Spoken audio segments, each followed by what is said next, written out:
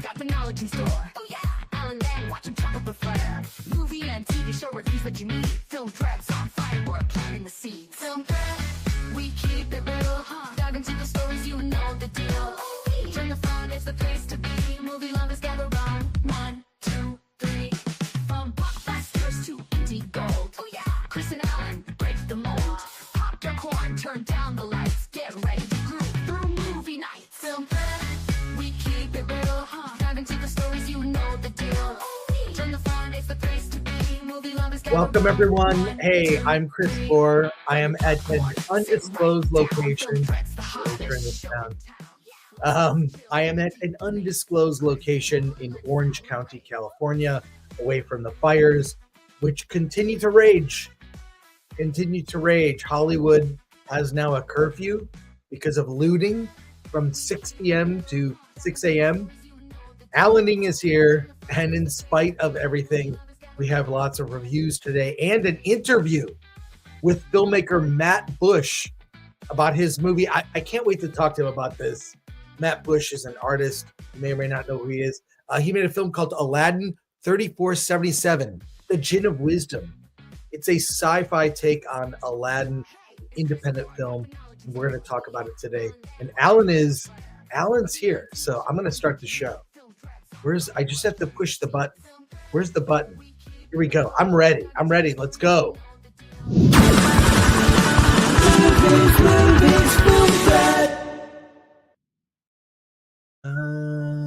Somewhere. Hello, Mr. Gore. I have a plan. I will close all the portals so he will never get out again, but for now, we shall call him Alan. Alan. Alan. Alan. Hey, good to see you, man. Long time no see. Yeah, by the way, I updated that picture so you can my headshot. So I hope we have a better one. Yeah, it was fun hanging out last night. You got to actually come out to my neck of the woods. Yeah, Alan and I saw a movie together in Orange County. It was fun. We were at the Tustin. The Tustin district in AMC. Yeah. It's a massive shopping center with. It's weird. You would think there'd be more stores in this giant complex, and yeah, it was fun. It's kind of nice to show you my area. So no, I had a good time. We went to happy hour and had fried pickles and calamari. Food. Yeah, no, it was a good time. But yeah, it's been. If I'm a little tired, it's because I am tired. It's been a long couple of days. So, but I have zero to complain about. Nothing. I mean, in spite of the fact that where I am, the water is contaminated and the air is unbreathable. And I was just texting with Dante, asking, hey, how are you holding up? He says he's wearing a mask by choice. Because of the air. We were laughing like, oh God, now we can choose to wear a mask, and we are wearing masks. Yeah, see, this is God's judgment on you. Now you're back in masks. Yeah, I know. But at least it's not mandatory, So by choice, you can wear a mask because of the awful air. But I mean, talked about it. It's not mandatory, but if you want to breathe, you should wear a mask. Yeah, exactly. If you want to breathe. And weirdly, I do have extra masks lying around, so that's strange. But no, we had a good time last night. And what's funny is we'll tell the story. Well, look, we went to see a movie neither of us cared about, and it was packed. We sat really close to the screen. And it was actually really comfortable. Oh yeah, no, the AMC is they're just systematically fixing their theaters and putting in those recliners and. And we could have gone to the Dolby screening of it. Right. Whatever. We'll talk about that movie later, but I'm at my aunt's place and I don't have my Batman or Film Threat mug. I have this mug. This is a typical, look at this. Yeah. It's a typical Orange County mug. That's what I'm drinking out of. Oh my God. We're predominantly Christians down here. So there you go. Well, I'll say this. I feel so lucky. I mean, if you saw me on Benny Johnson, I was a little amped up. So go to Benny Johnson's show yesterday, his live show. He's probably got clips of it. He might clip my interview. I don't know. He reached out. I like Benny Johnson, very common sense look at politics, and I watch him among others. I like to get diverse voices of opinions, diverse opinions, like this show. But I was amped up. If anyone, just to look, I'm angry. I'm angry about like our state of affairs and our elected officials and how worthless they are, and how everything in LA, everything that's happened was preventable or could have been mitigated so it wasn't as bad. So I'm pissed. And I got off lucky. Literally, I lost nothing. But I know people who have lost everything. Tom Stern, I don't know if you know who Alex Winter and Tom Stern were. They were sort of a duo in the 90s making films together. They made the movie Freaked. They did a film called Squeal of Death, which Film Threat distributed in the 90s. Alex Winter, of course, he's doing documentaries now. Tom Stern lives in Altadena, and his home is gone. He's lost everything, all his possessions, everything. I saw on his Instagram, other friends of mine that are not so famous have lost things. I have lost nothing. I almost feel guilty about it, but I also feel extremely fortunate. The death toll, luckily is low. Yeah. At this point, I think they confirmed 5, and there's more. Obviously, that's going to go up. No, it's it's 10. 10. Okay. Relatively, when you look at the carnage and what's happened, relatively low, but it's I'm pissed as a citizen. I am pissed that the people that should be doing their job have not done it. So I don't know. Before we chat with talk to the chat. Oh, by the way, I did enjoy your interview with Benny Johnson. I wanted to sum up your talk of film and movies with him with the line, Elphaba is Trump. That was no, he brought up my tweet. I just tried to explain that, like, because they're showing footage of Trump talking to Newsom saying, here's what you need to do. You should do this. From years ago, from the first term that Trump was president.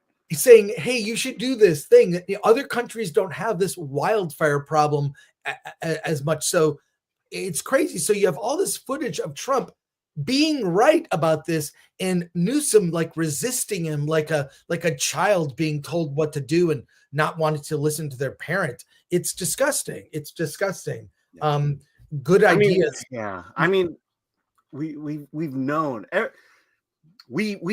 the people of California have known the problems and that this tragedy could have been prevented, or at least the damage would have been mitigated had we done certain things that we've been telling politicians needed to be done for years, if not a decade, and they won't do it. And there you go. Yeah. Finally happened.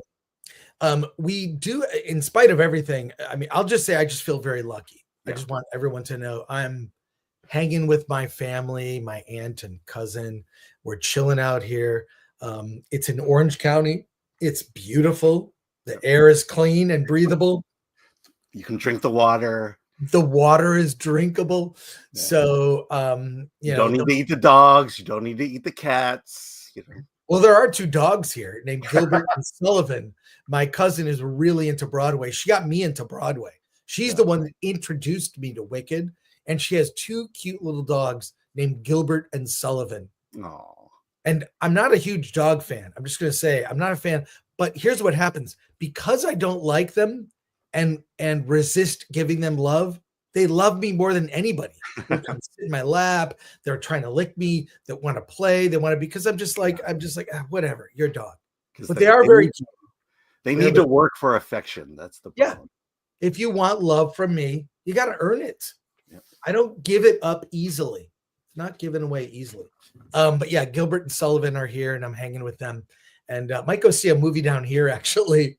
There's an early access screening of One of Them Days That trailer with Cat Williams looks so good. I don't know if you're aware of this comedy. I'm not aware of it. It just looks like an old school 80s comedy that gives no F's. So I'll probably see the early access screening on Saturday. I'll have to find a theater down here. Yeah, I don't know if you know, there is a luxury theater near you.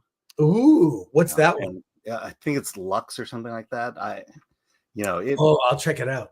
Yeah, and then there's I don't think there are any AMC's around you though. Well, I don't know how long I'm going to be here, but I'll be checking in on if you look at the map of the air quality in Pasadena, it's literally the center is black. It is the worst air quality because it's the convergence. It's everything from Altadena, but I feel very fortunate and thank you to everyone for all your kind, check-ins and words of support. I've gotten text messages from people I haven't corresponded with in years, and just thank you to everyone checking in on me. I'll try to keep you updated on social media, but I'm fine. I see I'm not running into any problems other than dogs trying to love me too much. This is my biggest. This will annoy me. I'm like how Picard feels about Jean-Luc Picard, Captain Picard, how he feels about children. That's how I feel about dogs. I'm not, if you want to love me, all right, fine. And they seriously, I will go somewhere where there's a dog and the dog is complete all over me because I'm not giving it away. No. So there you go. Let's do a quick update before we get to your comments here on the map of the fire. Okay, so let me. Okay. I've got it here. We're going to do this for a little bit. So this is the evacuation map. The right. Fires over here. It's about 17,000 acres and 8% contained. 8%. Yeah, 8% contained. So 20,000 acres burned, 8% contained. That's a failing grade. Yeah. That is a failing grade. What's interesting is all the speculation about how this will change people politically, that because of the incompetence of our elected and unelected officials and the fire chief, which they made a big deal about the fact that she was a woman and a lesbian. Who fucking cares? Is she good at her job? Can she carry a 6'4", 250-pound man out of a burning building? If she can't, that's a problem. We need people who can do that. I don't care what they look like or who they fuck. I don't care. Be good at the job. You can be green for all I care. I don't care. Well, I think you could claim that if there was more diversity, maybe that this wouldn't have happened. So they're still working on it. Diversity, hey, if something's diverse and the people are qualified, awesome. If they're not qualified and they get a leg up because they are diverse, that's wrong. Yeah. And I think that the silver lining in all of this is that this will put an end to DEI because we've seen it in action and it's failed. And this will put an end to the political careers of Karen Bass and Governor Gavin Newsom, who I know has presidential aspirations. And objectively speaking, on all levels you can measure, he has been a failure. He is America's Justin Trudeau. Okay? So it's horrifying. Horrifying. Oh, wait, we should have had this banner up the whole time. There you go. By the way, here's your area, the Eaton fire. Almost 14,000 acres burned, 2%. Sorry, a little off. 3% contained. I saw Tom Stern. He put out a picture of what was left of the wreckage of his home, but all his possessions. He took a photo of himself and his son standing in front of it. Mm-hmm. Horrible, horrifying. Altadena is right next to Pasadena, directly next door. Well, the fire and the water and all that prep aside, the one that gets me is the insurance problem, because for years insurance companies have been fleeing California, And we talked about it on Wednesday, but yeah, people lost fire coverage last year because State Farm pulled out of California. And when they canceled all those policies, no one could afford new policies. And isn't that ridiculous? Yeah. And it is all directly related to California politics, which infuriates me. Yeah, it's I don't know. I'm so pissed off. Is any friend of yours or any people you know been affected, Alan? No, I don't have people got who lucky. live in those areas. Yeah, we got lucky. Yeah. I mean, if not to reveal where you live, but when you live in a city, because you're in a fairly well-developed area of Pasadena. Yeah. So you let's just say the fire has to go through a lot to get to you, and that's kind of where my family is as well. Yeah. Well, I mean, at this point, just prayers to everyone that has been affected, and if you're like me and you can have the luxury of being able to go somewhere and get away from the horrible air and contaminated water, please do so. And thanks again to everyone who's sent me messages. Thank you very much. I appreciate that. So, yeah, it's just unbelievable that it got to this. Okay, let's go to your comments here. Let's that's not real, by the way. That's not real, but it could be. That's not a real photo of the Hollywood sign on fire, but it very well could be. Let's go to your comments here. There's one Den of Thieves comment, just to warn you. But also, by the way, limited comments because we have like 8 movies to review in an hour. So let's go. All right. So from Bill S. Preston, Esquire, please remember that evacuate is a verb that acts upon something. Chris evacuated his house versus Chris was evacuated. Thank you. Yes, that's right, Chris. Please do better. Goober, hey, movie peoples. Hey, Goober. M for 5. Glad you're safe, Chris. You and Alan should do a bro date at Disneyland if you're in Orange County. Hey, M. M, by the way, I got your giant box to send you stuff, and I can fill the box, by the way. The problem is this. For our members, I said to send me a self-addressed stamped envelope. You need postage on the box to pay for it. Now, I'll figure a way to get it to you, so don't worry. But I'm going to fill it, but you're going to have to give me some time here. But thank you for that. Appreciate you, M. All right. By the way, our Wolfman screening is probably going to get canceled for Monday. I'll just pay to go see it. I don't care. Yeah. Nick X Herring, member for 10 months. Hope you're safe. Hope you're all safe. Thank you so much. Bruce Leroy Jenkins for 2. Frank, I hope your scrote is feeling much better. Yes, my scrote. I misspoke, and I meant to say throat, and I said scrote. Hold on, there we go. Skiz Feedback, Esquire for $13.99 Canadian. Glad you're okay. Oh, thank you. All right, Oilers Workshop for $1.99. Here's a little fire insurance. There you go. Thank you for that. Dorothy Yeager, member for 12 months. Glad to see you're okay, Chris. Appreciate that. D for 10. Sorry if this is a dumb question. I don't know about the earthquakes, but why don't you build with bricks or concrete like everyone else? Maybe start tomorrow. There are earthquakes in many places. I don't have an answer for that. Yeah. I mean, it's steel and concrete. I think that's what we build with. Yeah. Definitely steel. Horseman for $4.99. Any news on the Wolfman? I wasn't thrilled by the trailer, but the director did an amazing job with Upgrade and Invisible Man. We will see it next week. So we're reviewing it next week, and we'll let you know. Yeah. Krizik, a member for 10 months. I know you're tired of hearing this, but please keep staying safe, Chris. Same goes for Alan Ing, Robert My Burnett, Atomic Lori, and more. Well, Atomic Lori is safe. She's out of the state of California. I won't say where. She can say that if she wants to, but she's safe. And I know Rob, I've been keeping updated with him. So, yeah. And a final comment here. Yeah, Gung Ho Mac. Chris moved in with Alan. Their gay love finally took over. Well, that's true. There you go.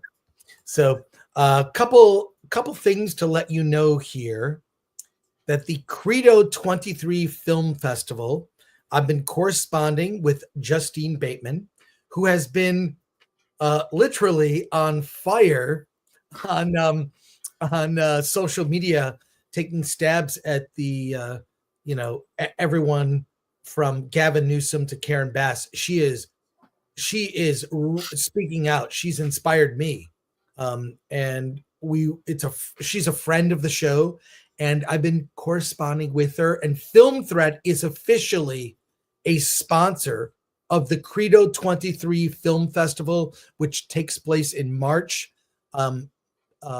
Passes are going on sale and they are limited. We are a media sponsor of Credo 23. We'll put a link to it's Credo 23. Wait, it's if you want to go to the URL, the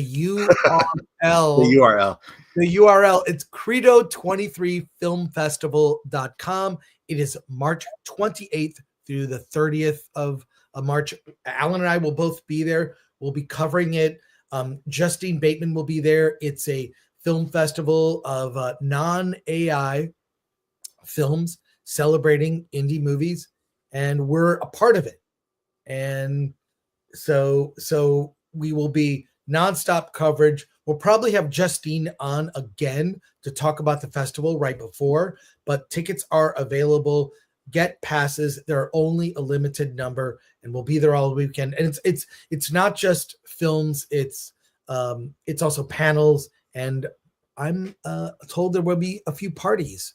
I know that's what it takes to get Alan to come out of the festival, especially because it's in Hollywood, I believe. Like yeah. Oh, I've been to the venue, which is like this old it's like an Elks Lodge. Okay. Seriously. And it's awesome. I saw a film. I was at a premiere there for a small indie movie, and it was great. It's a venue we should consider maybe for Award This in the future. But I'm looking forward to it. And so please check it out. We will continue to give you updates on the festival as we get closer. Okay. A couple other things. And this is just a heads up. So there's a movie that's coming out. I love stuff like this. It's Peter Pan's Neverland Nightmare. It's from the people that brought you the Winnie the Pooh, those Winnie the Pooh. I mean, I love these. So here's the poster from Peter Pan's Neverland Nightmare. It's in theaters January 13th, 14th, and 15th only. I have tickets to see it on January 13th. So I am going to see this in the theater. I will give you my review next week. I'm just paying to see it, and this is a public service announcement to just let you know that it's coming. So, Alan, I'm sure you would love this. But I think, yeah, I'm. Here's a picture of Tinkerbell from the movie. Now, I know there was a lot of controversy over the recent Peter Pan and Wendy or whatever, that Disney Plus horrible thing, Tinkerbell. Here's Tinkerbell. So here we go. This is Tinkerbell. This is what you're in for with this film. So it's a horror take on fairy tales. So I really like what these guys are doing. These movies get better and better. They're like, I mean, look, I'm not going to tell you they're good movies. They know what they are. Okay. So make of this what you will, but I am going to see it next week, and I'm looking forward to it, and I'll have a review for you next week. Let's check in if there's any more comments. Oh, right here. I forgot to do this. Oh, you want me to do it? Okay. Why don't you say it, Alan? Yes, from Lord Thoth. Like, share, subscribe, hit that bell for notifications. Sign up as a member. Join us on X, Discord, Rumble, and Instagram. Buy our merch at shop.filmthreat.com. Well, I have to show you something. There has been an update to the shop thanks to the wildly talented Atomic Lori. We had the Wicked Awesome shirts, which are great.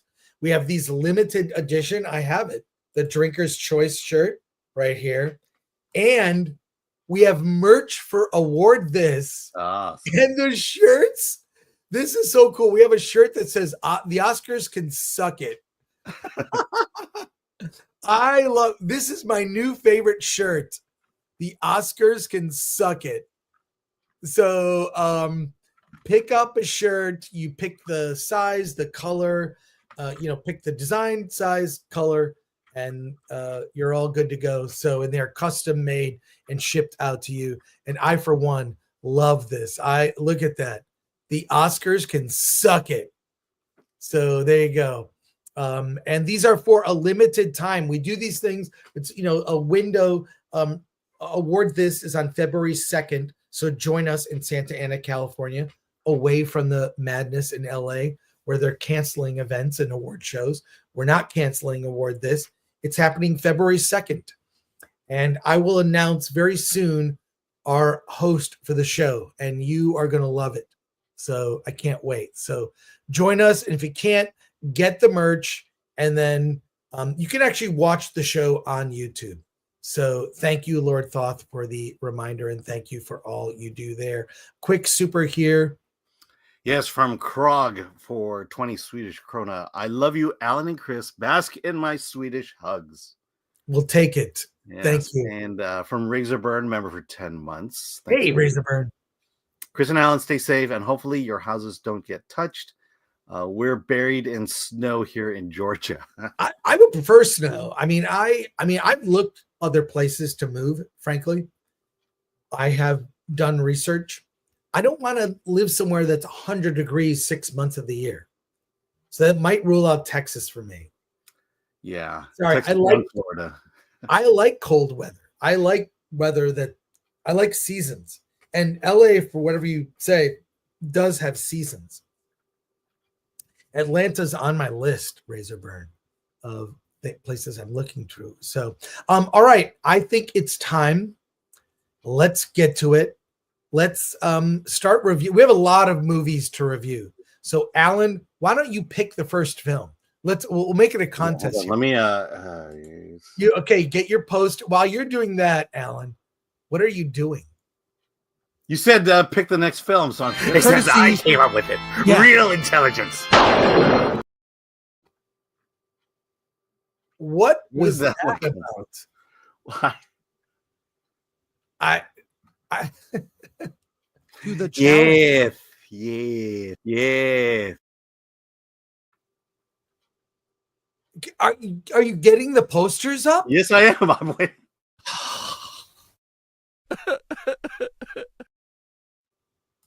You're still doing it. Is the gaze.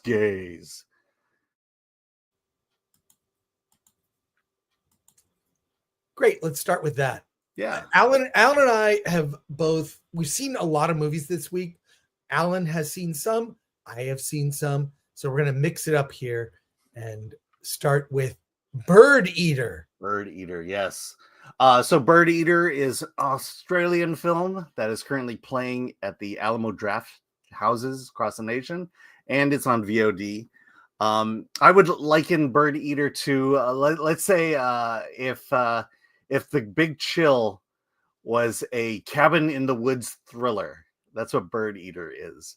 The story surrounds these two characters, Louis and Irene. They are getting married.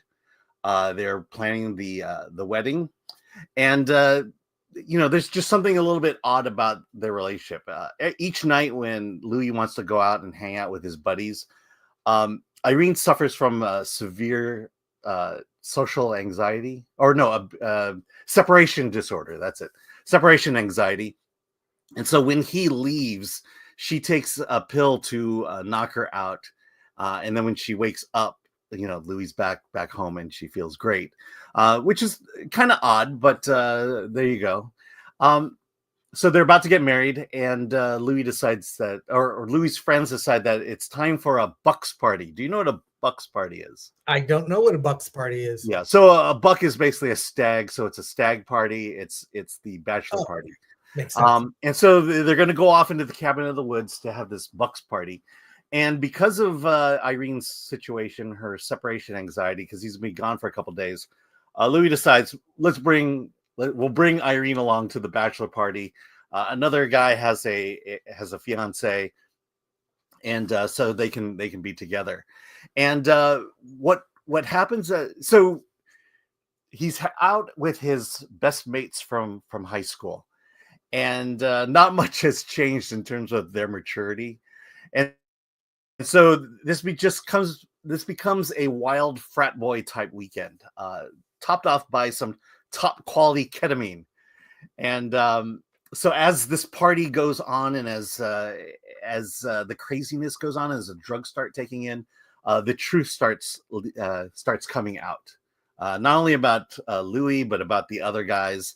And this truth just begins to kind of infect the way they view each other. And I should just stop it there because it just gets crazy at the end. First half of the movie is just to set up this tension. They played this interesting game called Paranoia.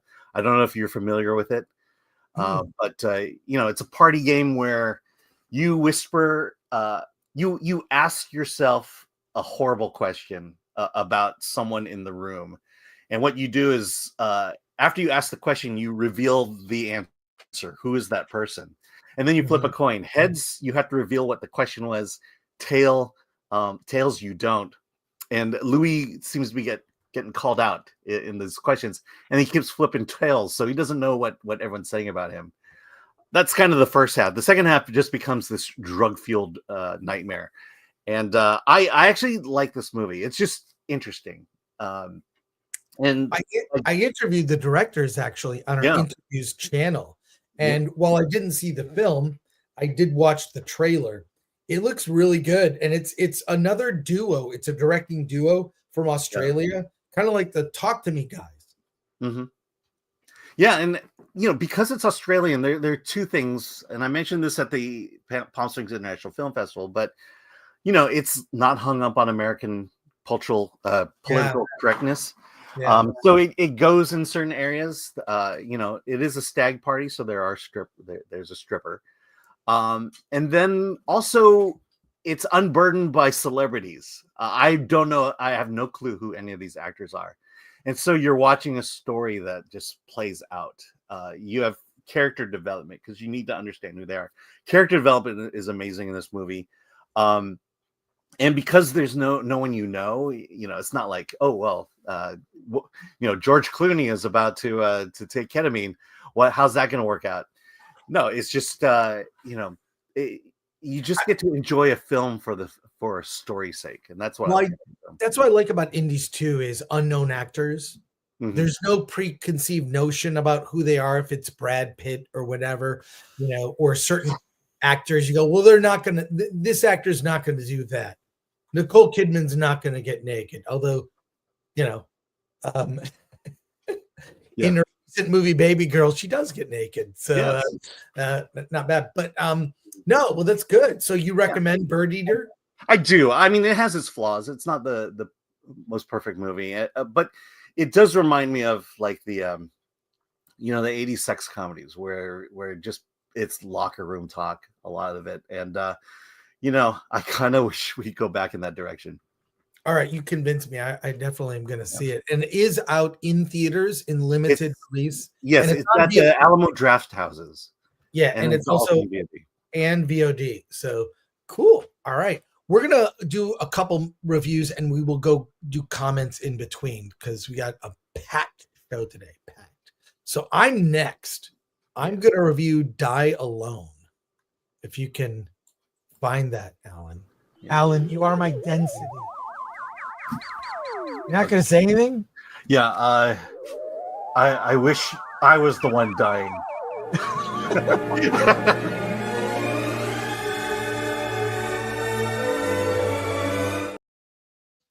Yeah, you're supposed to play that one 2 segments ago. Speaking of dying, an indie movie with Frank Grillo and Carrie-Anne Moss called Die Alone. Is out on video on demand. This is it's a low budget indie movie that is very unique. It's a zombie film, zombie apocalypse movie, and it's very unique. And I'm gonna dance around the story because in the third act there are some major reveals. Which, by the way, I figured out what was going on in the first act. I'm like, oh, I'll bet this is this. And I was right. And that's not always the case. That's not, I'm not going to say I'm good at guessing it, but it's a post-apocalyptic world. A man is roaming the wasteland and runs into a young man, runs into an older woman played by Carrie-Anne Moss, who takes him in and trusts him in this world where no one can be trusted. There are zombies, there are ravagers, and she takes this young man in and does her best to kind of nurse him back to health and protect him. And he is suffering from amnesia. So he's lost his girlfriend and cannot find her. So it's a weird mix of a romance in a way, because we see flashbacks of this young man with his girlfriend, right? And his memories of her. Ethan's trying to remember, my girlfriend, we got separated. Where is she? Why can't I remember this? Douglas Smith plays the girlfriend. His name is Ethan. And then Carrie-Anne Moss plays a woman named May.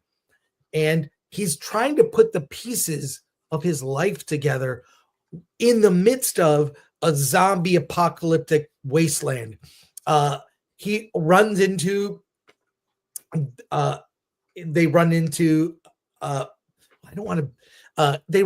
Frank Grillo and his family. And there's a memory of that. And all I can say is I love Frank Grillo. I like him as a character actor. He's great. He's really great. So, and he is really good in this, but you see how he protects his family, what people are driven to. I happen to love zombie films, zombie stories, because it really is about morality, testing morality. And what would you do in this situation? Could you kill a zombie? Could you kill a zombie that was formerly, as a human, a loved one of your loved one? Could you do that? Will you protect someone and put your own life at risk, or leave them in the dust to save yourself? So I've always loved zombie movies. And I think Gary Beekler is the one that convinced me to see this. He described it as a zombie movie by way of The Notebook, which is actually kind of accurate, because there is a romantic angle. Ethan is trying to remember where did we get separated? He's trying to put the pieces together and find his girlfriend. And there's evidence out there that she is still around. So, but Carrie-Anne Moss is this mysterious figure that takes him in. So I don't want to go into much more detail than that. But first of all, I loved seeing Carrie-Anne Moss in we were really deprived of seeing her in The Acolyte actually do anything when she's off in the first episode, which I thought was lame. So seeing her actually be able to be a badass, and she is the lead, she is one of the leads with Ethan, was great. So it's good to see Carrie-Anne Moss in some decent project instead of Matrix 4 and Acolyte, where she was just, not her fault. Those were both horrible projects. And Frank Grillo to boot. So, and I don't know, Douglas Smith, who played Ethan, is familiar, but I don't know. I can't remember a specific thing he was in. So I really like Die Alone. It's a solid, different take on a zombie story that takes itself seriously with a good mystery and oddly a romance. So recommend Die Alone, now on VOD. available. I don't know if it's on any other streaming service, but I actually bought it on VOD on Gary's recommendation, and that is my review. Right. So there you go. Let's go to some comments. Oh, I'll What? just say Douglas Smith was in Horizon. Horizon. Oh, okay. There you go. I knew he was like familiar. So I'd seen him before. That's great. But yeah, I recommend it. I recommend it if you want a good, solid zombie movie. And you know what? 90 minutes. 2.5 hours, 90 minutes. And Unlike a movie we saw last night, yeah. Yeah. I've always liked Carrie-Anne Moss. Finally, she's in something that's decent and watchable. Yeah. So, By the way, Daredevil, come on, she was great there. Well, I like Carrie-Anne Moss. Yeah. Just gonna say I like her. You say she's done good work since then. She's done bad work since then, but Not enough in my opinion. Absolutely. She's an older, attractive woman. I like her. So, recommendation for Die Alone. Let's go to your comments here. All right, from MK Solid for 2. Did Mark Hamill lose his house? I don't know, but I'm sure that's a Googleable thing. I know. I'll do it right now. Mark Hamill. No, he just evacuated. So he has a Malibu home, and Malibu is not touched yet by the fire. Buford T. Justice 60. Thank you for that. BTJ. Oh my God. I'm very tired, folks. It's been a long couple days. I literally every night I've slept with the news playing in case something happens. So I kept, while I was at my place in Pasadena, I just had the news on and never turned it off and slept in front of the TV in case something happened. Anyways, Buford T. Justice, that is very generous. Hope you guys and your families are doing okay. Stay safe. Andy also gifted 5 Film Threat memberships. Thank you so much for that, Buford. We appreciate it. That's super generous. Hey, it's the memestress, my memestress, and our kitty 83. Love her on Twitter. I love her. She makes memes a thirst trap. Just gonna let you know. She says, I called the twist super early and was pleasantly surprised with this one. Definitely had one of the coolest zombie designs. Yeah, I thought the zombie designs were cool, but I did also, like you, I kind of guessed it. But I didn't mind. I mean, I was with it to the end. So, but yeah, that's cool. I'm glad you saw it too. That's awesome. Spidey Sensei 72, they explored this during the first few episodes of Walking Dead where the guy couldn't bring himself to shoot his zombie wife. Yeah, it's heartbreaking. That's one of the things that I love about anything zombie is just, it's all moral dilemmas. It's a test of character. And from the first Night of the Living Dead, 1968, I've always loved zombie films. And Krizik gifted 10 Film Threat memberships. Welcome. Join us on Discord. Check out the members only videos. We post a lot of them every week. And there you go. This whole playlist of members only videos. Thank you. And Garfield's Bizarre Adventure for 5. Stay safe, guys. By the way, Critical Drinker did confirm he will be at MegaCon. Also, Kane confirmed as well. Well, that's it. You're going? Alan's going. I'm going. And Are you going? May be going. I may go. All right. Now another review. And for Emilia Perez, if you would put that up. Yeah. Alan, if you would put that up. You make me happy. Oh, that's not the one. If you're going to review Emilia Perez, you need this. Yes.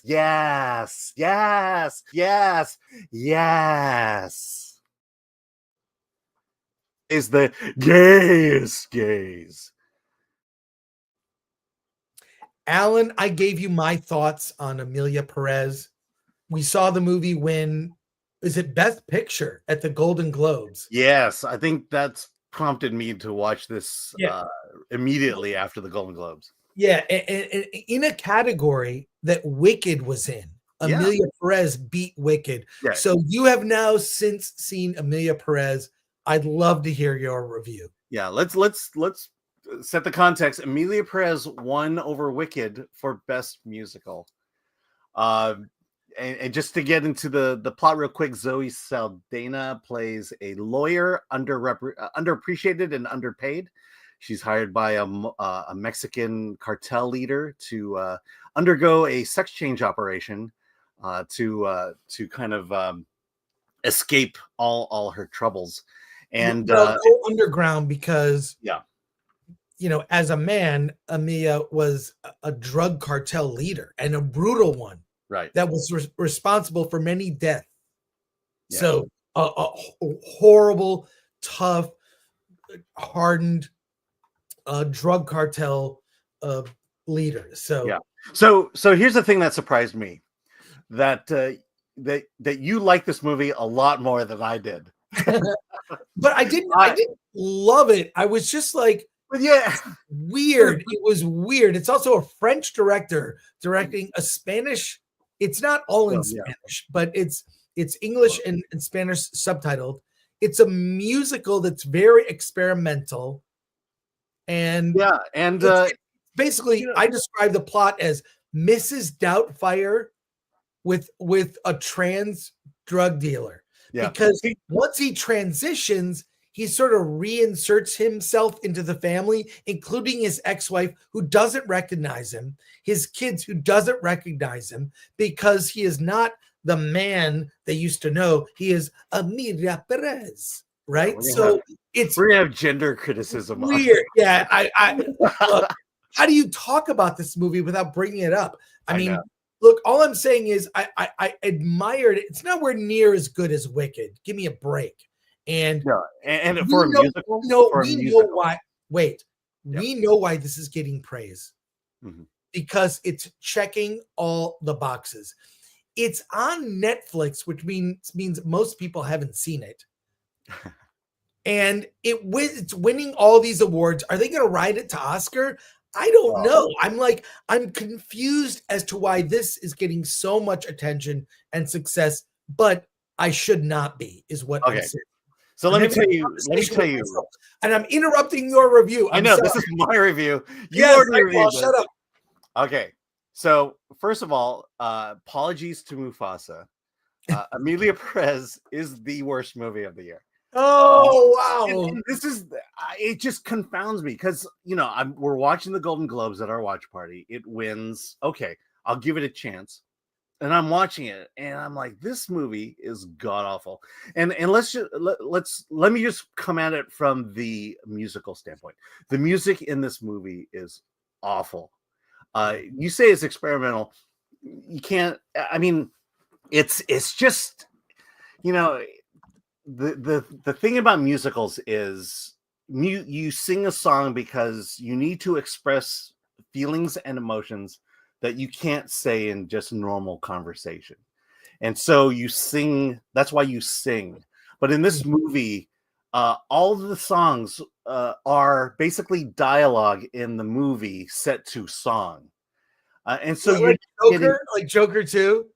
No, Joker 2 at least chose songs that had emotion and depth behind it. Whether it executed it well, the songs they chose, the Cole Porter songs,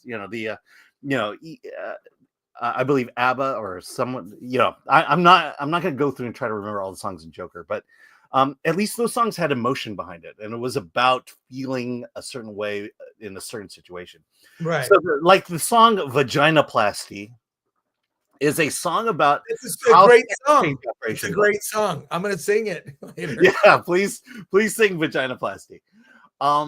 It's just, again, if you took the music away and just took the substance of the song, you have a straightforward musical. Then from there, so the music, awful. I do not know how you can say that the music in Emilia Perez is better than Wicked. There's no way. But the Golden Globe voters, whoever those are, they did say that. Yes, the Hollywood Foreign Press Association. That should say it all right there. And to be clear, it's not like I gave this movie a great review. I gave it a very mixed review, but admired that it swung for the fences and was just plain weird. And the third act, there's like this crazy shootout battle with cars and guns. That's like, and I'm like, you never see That's that in a amazing. musical. So I like movies. I like movies that try to be different and take risks and are weird. This does that. Does it succeed? No. But it's got some really admirable parts, as you pointed out. Vaginoplasty, the song. Yes. Okay. I'll give you vaginoplasty. But look, and before anyone criticizes me about the music, yes, there's a moment where Emilia Perez is standing up for women's rights and for domestic abuse, and they have this banquet, and she kind of has her Evita Peron moment. I'll give you that. But other than that, the music is just dialogue set to music. There's no melody. It's very forgettable. Then let's move on to other things such as the acting. Look, I watched the movie and thought to myself, does Selena Gomez even know how to speak Spanish? And then I texted Polly and I said, what did you think of Selena's Spanish? And he said it was bad. It was really bad. You watch Selena Gomez. The way I've seen a lot of Mexican films from Mexico. Yeah. And people don't speak Spanish like that. So clearly she's, trying to, it's like me trying to be in a Chinese movie. As hard as I'll try, I'll never sound like an authentic Chinese person.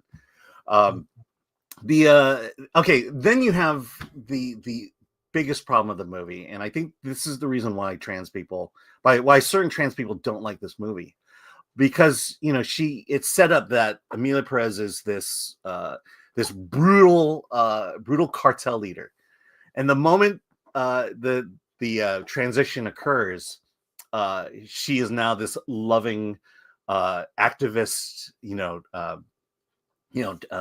woman. She basically, the sex change operation made her into a virtuous person, right? And look, the third act kind of resolves that, but that's the kind of thing that there's just no nuance, there's no subtext in that second act, because instantly a great person. And I thought it was the only clever part about this movie is that it kind of addresses that in the third act, but it doesn't do it very well. And and I think the real reason the trans community is not really embracing this movie is because it's the idea that Emilia Perez transitioned in order to escape the law, as opposed to being a person who is struggling with their gender, which she kind of does, but the way the story is written and the way the story plays out, it feels like that she just did it to avoid the law. And I think that's where a lot of the problems is. You could talk to Polly about the issue, the Latin America issues with this movie, but this is the worst movie of the year, and I cannot believe that it's going to get the recognition it deserves, because it is a fundamentally horrible movie made in terms of the craft of making movies. This movie just fails on all levels. Well, so first of all, it's not as bad as Craven, but it's bad for look, I gave it a mixed review. I think there are things that look. Also, by the way, we should be clear. I love David Lynch movies. Mm-hmm. This is almost like if David Lynch made a musical, this could be it. Now, would it be great? No, but it would still be interesting, and that's why I think this movie is interesting. Let me say this about Craven, though. I had fun not liking Craven. True, we all did. That was one of the most fun screenings. Was Paul Chato was with a script doctor. It was a whole group of us went. Dante, Da. It was great. But look, me going into this, there's this idea that there's certain subjects that you just can't criticize, and the trans issue is the hot one right now. But thankfully, this movie is just awful, period. And so, I think, come at me. You can call me a transphobe, but all I'm telling you is, in terms of making a movie, Emilia Perez is the worst movie of the year. Fair point, and there you go. Let's go to comments here, and we're gonna skip comments about other movies. Yeah. About and I'm gonna, you know what, Alan, I'm gonna take a quick. Okay. So if you would go through Did the we comments, lose? I think we lost the Gary comment. Neurotic in the chat. Hey Gary, Yeah. I might Gary. hop on FNT today just to say hi. I might. We'll see. I'll be right back. Okay, here we go. Okay, well, so here we go. So from Nick Riddick TV, this Joanna Man goes to Mexico. LOL. There we go. Aaron Payne became a YouTube member. Thank you for that. Speaking of Gary Paola. Here we go. Marco CC S65 Zoe Saldana will get all the supporting awards. I can see it a mile from here. Yeah, I mean, she's probably the best actress in the movie, best actor in the movie. But the movie is a complete virtue signal. Abgail. Chris, I understand your love for weird stuff. Sometimes it's fun. Unfortunately, not here. Craven was fun. Rumble Hotep. From the songs, I thought it was written by South Park dudes. No, because the South Park dudes, the songs, they were clever. They rhymed. Or as Anarkitty83 says, a vaginoplasty the musical. I could not believe that musical number. You should watch it just for that. Just skip to vaginoplasty, the song, and that's all you need to know about Emilia Perez.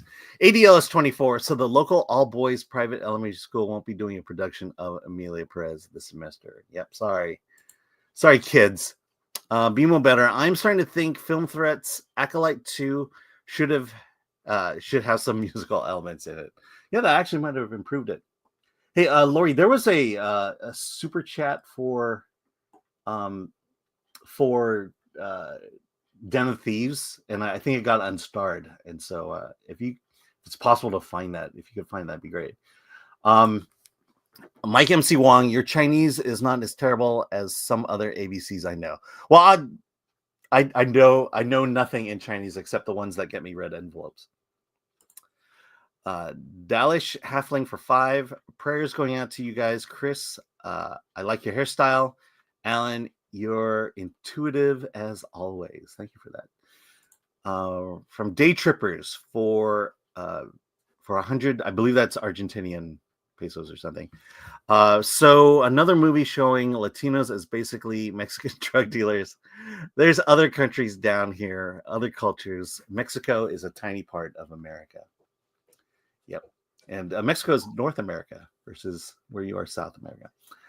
And then finally, Joseph Fabre became a YouTube member. All right. Hey, I'm back. Hey, yeah, man. Good timing. Yeah. Did you go through all of it? Yep. No, all the supers? Yes. Because that's what we do. All right. Hey, Mike MC Wong. Good to see you, man. There is just a little note to Mike MC Wong. There is an early access screening to a film called One of Those Days, which looks like a good old school comedy with Cat Williams, of all people. Is that on Monday? Or that's Saturday night. And Serious Man, hey, A Serious Man, member for 10 months. I don't get the Craven hate. Was better than Venom. Well, at least better in the sense that it was it was so dumb we were laughing. All right, let's pivot to our next review, Den of Thieves. If you would. Yeah, sorry. I'm trying to get tickets to that screening. Right in the middle of the show? Yeah. What are you doing? Like you done Because I came up with it. Yeah. Real intelligence. There we go. Alan, last night you and I went to a Den of Thieves 2 Pantera. I don't even remember Den of Thieves 1. Yeah, neither do I. And here's what's weird. You were going to see a movie neither of us care about. We're not looking forward to. And it was like packed. The screening was packed. We had trouble getting tickets. It's weird. We saw the very first screening at 6:00. This is a kind of by the numbers action movie that features O'Shea Jackson Jr. is the star. Is that I mean, he's very familiar. But Gerard Butler in this movie looks like he's channeling current day Russell Crowe. He's so bloated. Both of the actors are like body positivity. They're wildly out of shape. At least none of the budget went towards Ozempic, because I'm just going to flat out say it. Gerard Butler is Russell Crowe fat, and so is the other lead. And it's actually distracting at times because they're doing these stunts. Okay, Gerard Butler plays a cop, and O'Shea Jackson is like a heist. He's leading up a heist, and Gerard Butler kind of endears him and gets involved, right? So he's the plant, and well, they team up for a heist, okay? But Gerard Butler has other ulterior motives. Very simple plot, seen it before, whatever. But they're doing these big stunts like jumping the buildings. And I'm going, there's one shot where I'm like, oh, he is fat. Like, trouble. And it was just dumb. I mean, and on top of it, I mean, I want to hear what you think, because we did not really talk about it after. We were just sort of like, we didn't even do an out of the theater review, which we normally do. We didn't do it. We're just like, whatever. And I just, when it was all over, I'm like, what was the point? It's also 2 hours and 25 minutes. Why? There's no reason this shouldn't have been 90 minutes. One thing I did like, I will compliment, is the director. It feels very European. Very European. It's like a foreign film, right? Although there's the one woman who's like supposed to be the beautiful woman that's part of the team, and she is not attractive. It was weird. It was like, they picked this woman. What happened to Bond girls? What happened? What happened? Exactly. I kind of liked her. What happened to exotic, sexy European women?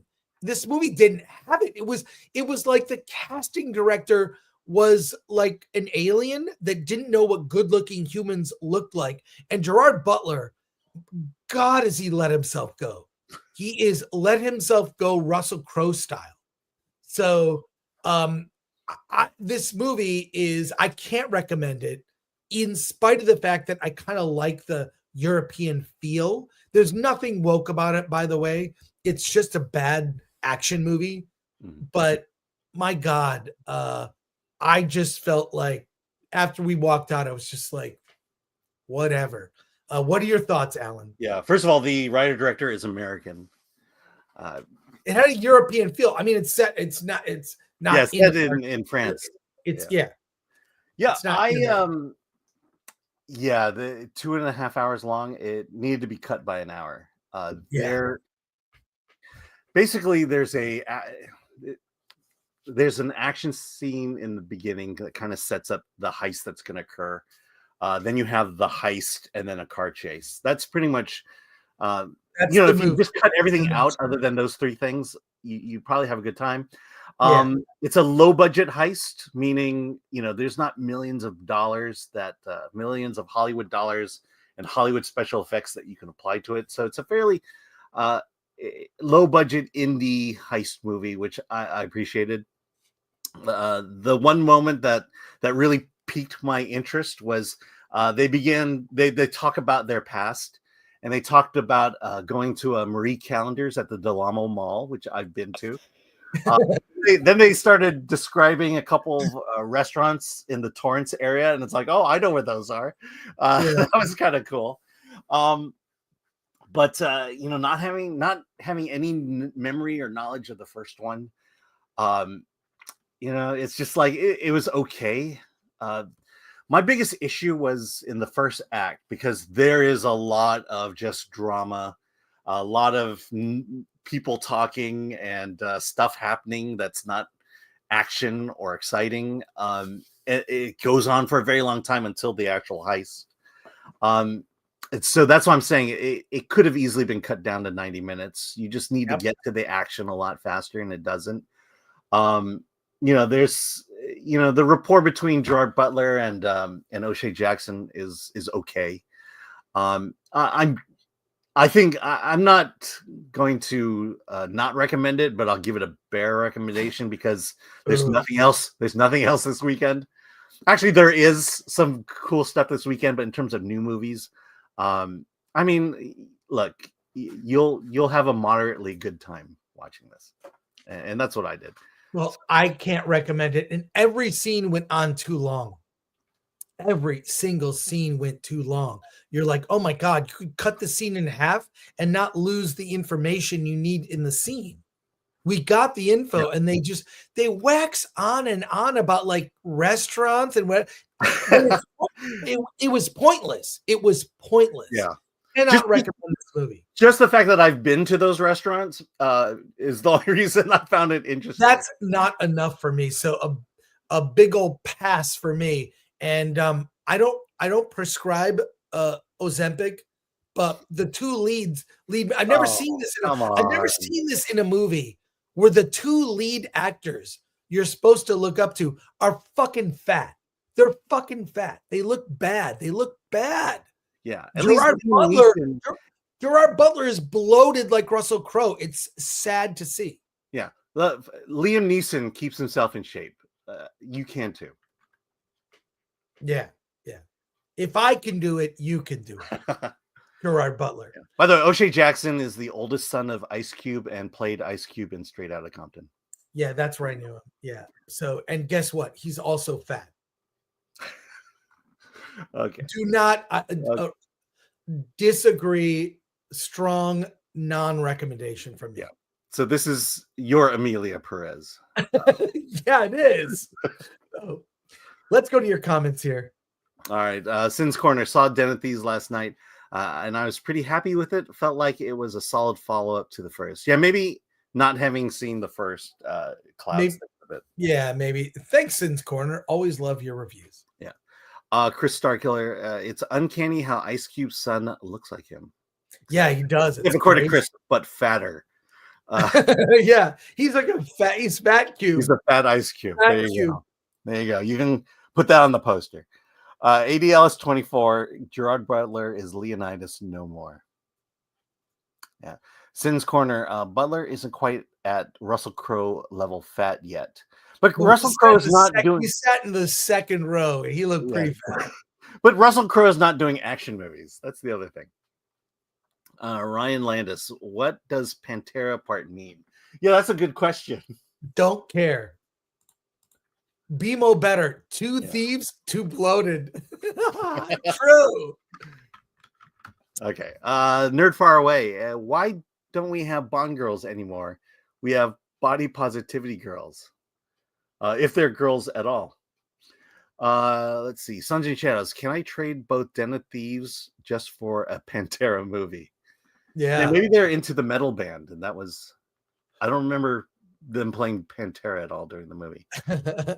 Beerosaurus Rex. The first Den of Thieves was like Fast Five. Tried to be Heat, but as a straight-to-video movie. This is straight to video. Yeah, I mean the car chase was fine, but it wasn't Fast and Furious. Yeah. It wasn't anything to write home about. Yeah. Donna Lucas, they need a stroke. Yeah, get in shape. Worked for me.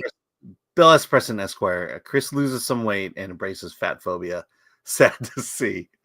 Yeah, Chris. yeah, I know. Now you're hyper aware.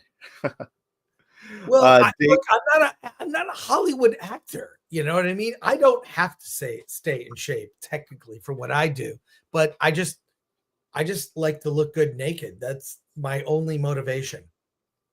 Very good. Well, like I say, movie stars should be people we aspire to be, and not people we can actually be. But Day trip. but in the one scene where they're doing these stunts, I'm like, they're not pulling this off great. So Yeah, well, there's that part where they're climbing up a rope, and I wasn't sure if that part. Yeah, I wasn't sure if that was the sound of the device they were using to pull themselves up rope, or if that was sheer exhaustion and not being able to pull their full body weight up it. It was weird. All right, final comment here, and then we'll go over to our next review. Day Trippers for 50. Butler, Crow, Oldman. So many hot men are gone. Yeah, they get older. Sad. They get older. Sad to see. So, all right, a couple more quick reviews, and we do have a guest that'll be joining us at the bottom of the hour. Oh my God! Wait, what? I don't have much battery power left. What is going on here? Did you plug in your? Yeah, you're gonna have to stall, Alan, while I fix. This is crazy. Yeah, I have almost no battery power. Oh, I'm gonna go away. All right, I'll be back. Okay, ADLS24, stay fat phobic film thread. Yeah, we aim to please. Yeah, Lori, if you can help me out here. Let me see. Oldman became an old man. Time make fools of us all eventually. We're talking about Gary Oldman, right? I've not seen him recently. I know he's in something, so I don't know what he looks like. The dog catcher. Does the word Pantera mean the woman wearing pants? Let's see. Patrick Lemire. Very good. Alan when he's mentally disgusted. Yeah. Ryan Landis. There are some great fat actors. Dom DeLuise for one. It just depends on the kind of part they're playing. Yeah, Russell Crowe is not doing action movies. Are you still there? Yeah, I'm trying to. My battery's my computer's dying here. You might have to finish the show without me. We'll see if I hold up. Okay, let's get to the or next. You can switch to your phone if you have to. We got to do an interview in like 10 minutes. Let me do 2 reviews. Okay, we can do it. I believe it. All right, Alan. The next review. There we go. Is a movie called The Damned. The Damned is a gothic horror film and mystery. It's set in the 19th century. A young widow is heading up a group of men where they're hunkered down for the winter, a cold winter in the frozen tundra, and they have to survive the winter. It's a fishing village, and a ship sinks in the far distance, gets caught in the ice and sinks, and the sailors that are left, they can hear them screaming in the distance, but they're because they have so limited supplies to survive the winter, they let them die. Then they find washed up on shore barrels filled with supplies, and they think, well, we're going to go out there and we're going to get some supplies. So Eva, played by Odessa Young, and a group of men go out to try and get the supplies when they notice some of the men have survived standing on a rock. But they know if they save these men, they may ruin their chances of surviving the winter. So they allow them to die and push them off the boat as they're trying to get on. So they're these men. So then it's I really like the tone of this. So then they go back to shore and they bury the bodies of the men. But if they don't bury them a certain way, they might reanimate to life. Not as zombies, but there's a potential curse. What they've done has cursed them, and odd things keep happening. Where this group of men, it almost reminded me of the first Alien movie or The Thing, where it's like a group of people, everyone's paranoid. There's something out there, and one by one, they're getting picked off. I really love the tone of this thing. It's a tight 90-minute gothic horror. It has a surprise. I'll say a surprising third act. Some shocking deaths, and it's the tone of it. It's dark winter on the shores. Everything's frozen, and everything can kill you, including the elements. And I just really, really was into it. The whole thing is like one of those where you're on edge the whole movie, and it's the perfect running time, 89 minutes. It's directed by Thordur Paulson, and it's an Irish film. It was an Irish production. And I have to say, like, if you're looking for like a good, solid horror that is all about like turn off all the lights, watch this. I mean, I saw it in a theater, and it's still in theaters. It opened last week, actually. This is good. This is good. So solid 6.5, which is good in my book, not great. But I got to say, I really was into it. We're like, it's just, you're on edge the whole movie because all the characters are on edge. Like so many things can kill them. The elements, the sea, and them witnessing all these men die. And then they actually, they're basically cursed after being responsible and not saving them, and what the cost is of making that choice. They could have saved them, but they would have basically killed themselves because they have only limited amount of food to survive the winter. So I quite like this and recommend it. It's a good streaming movie, I'll say. And a solid, because to me, a good horror film is all about the tone, and this hit it. So I liked it quite a bit. Yeah. So recommend from me. Yeah, I'm intrigued just by the setup. Yeah, I think you would like it. Let's go to comments, and then I have one more movie to review. And we have a guest too. Yes, we're going to get to that. All right, Willie the Monkey King's music. Hey, Willie. Gothic horror. I'm listening. Sounds good. Thanks, Willie. All right. Fenrir Howls. Based on The Thing, on the Fog, on the Gray. That is a great description, Fenrir. It is. It's The Thing meets the Fog meets the Gray in many ways. Yeah. By the way, that's the wrong poster. The Damned. That's the wrong poster. The Damned from 2024. Okay. Well, but this poster looks, I mean, I bought it based on the poster. You're describing it. I'm going, poster. Oh my God. I could see that. Oh. Yeah. I mean, look, you described it as like, yeah, that could be The Damned. It isn't. This is the God. Oh, Alan.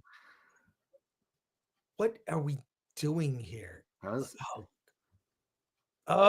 look at that. That, to me, that poster looks damned.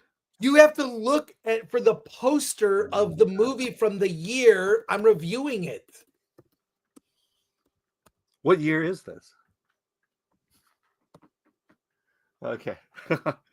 ADL is 24. Sounds like a weekend I had with the Cub Scouts in 2002. Sacrifices were made in necessity. Sacrifices were made in necessity. There you go. Bumpy Johnson sounds like an uplifting, heartwarming romp. Yes, very much. Here's the poster, man. Okay. Well, that looks like shit. All right, fuck this. My poster was better. All right, let's. My poster is better. Sorry. If I hadn't been doing the review, and now our guest just left. What's going on? Take that poster off. That's not the. What are you doing? Busch Review Cat for 20. Chris, glad to hear you and your family are safe. Some YouTubers said that a corporation run by power couple, Wonderful Foods, had control of water rights. That's why water wasn't available. Confirmed. Exciting for Statham in A Working Man. No, the water is bad ecological policy. I'm pissed about this poster thing. I'm pissed. I see the poster. I looked up The Damned 2024, opens January 3rd. This is the poster. Oh. And then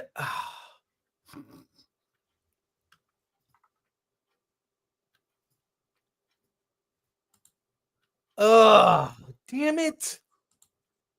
But okay, you're right. By the way, you are correct. There is another movie called The Damned, which is also 2024. So I forgive you. Still, This is dumb. I'm pissed. I'm pissed. No, Lori. Lori, apparently there are two films called The Damned. There are two films called The Damned that came out in 2024. And the one that you looks like a soldier's, this one has like, it's actually cool. It has crosses. I thought the poster was really cool. I posted it on our, and there's another one from 2013. It's like 50 movies called The Damned. God damn it. Look, we run a website where we're reviewing indie films, and I can tell you there's no title out there that hasn't been done before. Right. We have movies, seriously, we have movies that are like, people think, oh, it's an original title. It's not. All right. I will tell you these last 3 years. Matt, don't worry about it, Matt. We're going to get to you. I'll say, we'll get to you, Matt. The last 3 years, there have been movies, high-profile movies with almost the same titles in them. Well, like, this is what I hate. This is what I'm going to take that off. F this.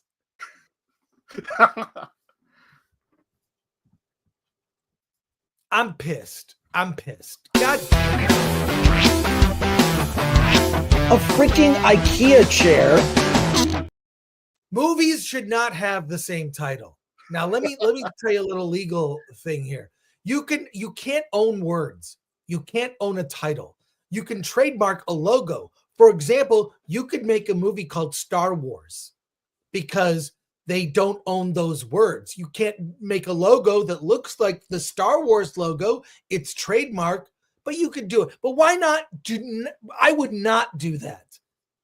It creates confusion. Like a movie called The Damned. Damn it. There are two movies called The Damned that came out this year that even the subject matters, they look a little similar, which confused my friend Alan. A little note to indie filmmakers. If you're going to name your movie, name it something original, right? I mean, Silicon Valley kind of has it right when they name their apps. They make up a word. They'll make up a word that doesn't exist or combine words, like a portmanteau. Portmonteau. It's a French word where you combine two words to make a new word, like a portmanteau bag. That could be a real thing. So I'm pissed. Indie filmmakers out there, do your research. Name your movie something original, like I don't know. Call it something like Aladdin 3477, The Jinn of Wisdom. There are no other movies that are named that. That's original. There's no other movies that are going to be called Aladdin 3477, The Jinn of Wisdom by filmmaker Matt Busch, who's about to be on the show. So if you're a smart indie filmmaker, name your movies right. A freaking IKEA chair. Now it's time to... No, here, I got to show you this. Yeah, so 2024, The Damned. 2024, The Damned. 1969, The Damned. 1962, The Damned. 2013, The Damned. 1947, The Damned. God damn it!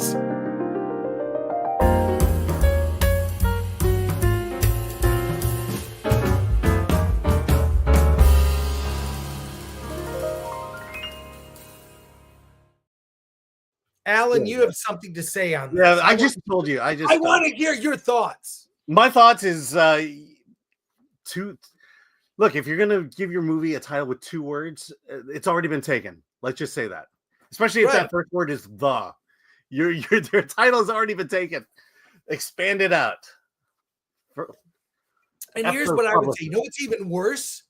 When they're taking franchises like Halloween and they make a new Halloween and they call it Halloween. F you. There's already a movie called Halloween. It's from 1978. It's directed by John Carpenter. It's called Halloween. Okay? With PJ Souls, who looks very good in that film. She looks better in Stripes, though. PJ Souls. She was great in Stripes. I'm just saying. PJ Souls in Stripes. Chef's kiss. Anyways, give your movie an original title. And that's all that Alan and I have to say about that. I'm not going to play it. Yeah, we have a guest. Matt is being very patient waiting in the background here. So let's get going here. I'm a little hey, things are crazy on the West Coast here, folks. So thank you for being patient. Thank you for being patient. So what am I doing? What am I doing here? You're prepping for an interview. So Matt Busch is a renowned artist turned filmmaker. His sci-fi take on Aladdin is now available. Let's talk to Matt Busch.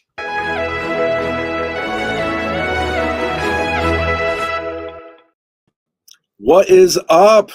Hey, Matt. Good to see you, man. It's been a long time. Yeah. Oh my gosh, it's so good. Thank you guys so much. Thank you, Chris. Thank you, Alan. Chris, I see that the background looks different. Are you in Pasadena? I know went through some stuff. Are you is everything okay? Everything good over there? I'm fine. I'm in Orange County. I evacuated and came here. So I'm not in my normal space, but I'm staying with family. So all is good. All is good. But let's talk about your movie, Aladdin 34. Well, no, before we talk about your movie, I don't think people know who you are. I know who you are. Of course. So tell people, like, you've done, I mean, the artwork you've done a lot of art for Star Wars, among other projects. You're a very accomplished artist who, I've seen at conventions. So tell people who you are and let's talk about your movie. So most people know me as an illustrator that works for, most people know the Star Wars work that I've done, but I've also done work for Indiana Jones, Stranger Things, Lord of the Rings. And, but filmmaking has always been this passion of mine. When I grew up, film school, before everything was digital, it was really expensive. It was like the cost of going to medical school. So I didn't follow that pathway at first, but slowly over time, I've just really enjoyed filmmaking. I used to make ninja movies when I was a kid. And when I lived in LA, I used to live in Pasadena. I got my start doing storyboarding for film, advertising for film, all the things. And all of these roads have led me to my indie magnum opus, which is a trilogy of futuristic Aladdin movies. This is, first of all, I just want to point out mattbusch.com, and that's Busch spelled BUSCH.com, where you can see your artwork. There's galleries of your art, things that you've done. So go there to check out all the stuff. Amazing artwork from you. We'll put the link in the description for that. So I'm excited about this. I love low budget sci-fi, but we're going to take a look at your trailer. Wait, where'd you go? Sorry. What are you doing? We're having technical issues today. What am I doing, Alan? Hey, mind if I want to share the trailer with our audience, if you wouldn't mind. And then we'll talk about the movie. Share the new Buffalo 8 one. Yeah, is it? Well, I got this one from your YouTube. Oh yeah, right? That's the old one, and that's cool too. Okay, no, put the link in the private chat. Well, I'll show that one. Oh, okay. In the private chat, I see that you're here. But yeah, Matt, I've seen you at conventions. I've seen your art. I mean, you're often hired by Lucasfilm for various things. But yeah, this is I love like especially with technology, becoming more and more available. Yep. Speaking of technology, like all kinds of technology available to there we go. You're going to see more and more filmmakers able to compete with studios. So this is the new trailer put out by Buffalo 8, your distributor. Let's watch the trailer together, and then we'll talk about the movie. We'll talk about the movie on the other end of that. This is okay. Yeah, this is it. All right, here we go. Ready? Here we go. Okay, yeah. Play is the button you want to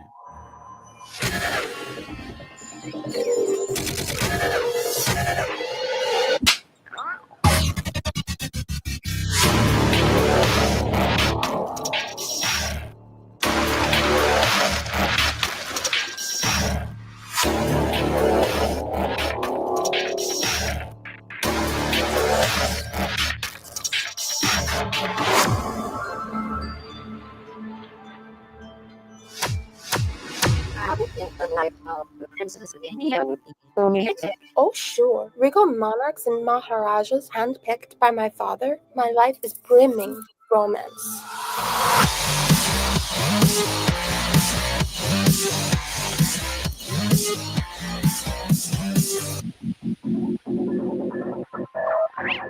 We're better than this, Fiji. We belong up there.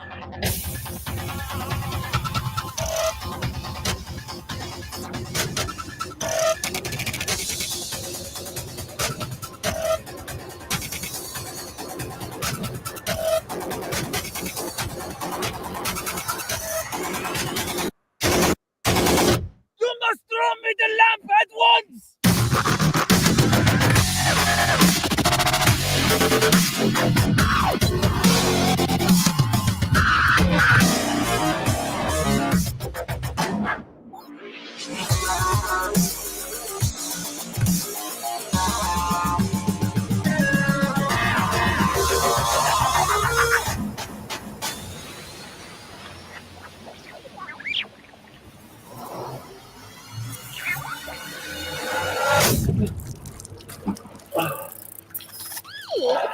No one asked you. Woohoo! Nice. Hold on. Amazing, Matt. That is amazing, Matt. That is incredible. How did you? First of all, I guess right off the top, and our chat is going to chime in with some questions. How did you pull this together?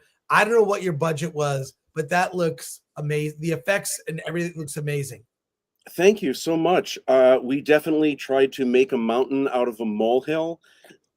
Very inspired by practical effects. There is, when we say CGI, if you mean the 3D animation where you're like making starships out of computers and stuff, there's no CGI in it. Obviously, there's compositing, but anything that you see is real light and shadow. We built miniatures, mechanical puppets. So it's, it's quirky. It's obviously an independent film, but what you're looking at is real.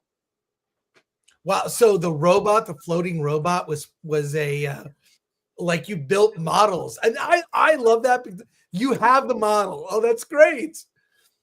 That is great. So that's the model. You shot it and composited it, and my God, that's awesome. Yeah. And obviously because of your, your work in design, I'm guessing you designed a lot of it as well. Yeah, well, a lot of it's designed, but actually for a lot of things, it's a technique I'm sure you guys know that's called kit bashing. So a lot of it is just you find random junk like they did for the Star Wars movies where you find a lamp, you cut it in half, you turn it upside down, you say, oh, this looks cool. And you kind of just super glue everything together. And in the case of Fiji, this is Aladdin's robot sidekick. But what was great about this is Aladdin makes his own robots out of junk from the past. So a lot of people recognize. A lot of people probably had this radio in the 90s. The radio. That's and there's a joke about it in the film, but yeah. So I had so much fun every aspect of this, taking old toys and radios, and that was half the fun, is just making all this stuff. For filmmakers who are wrestling between doing CG versus practical, can you talk about the cost effectiveness of doing it practical? Gosh. Well, it took a lot more time, and during filming, trying to get a puppet to do exactly the right thing, there's issues with that. For me, I just didn't have the resources. I didn't know anyone that could do CGI to a quality that was which obviously, like a big studio picture, let's face it, sometimes even in big studio pictures, the uncanny valley of CGI is sometimes a little shoddy. Mm-hmm. So it was more interesting to me knowing that maybe not everything is going to be perfect. And yeah, there's going to be a lot of cardboard and duct tape and everything else. But I feel like there's just kind of this charm to it when it's handmade.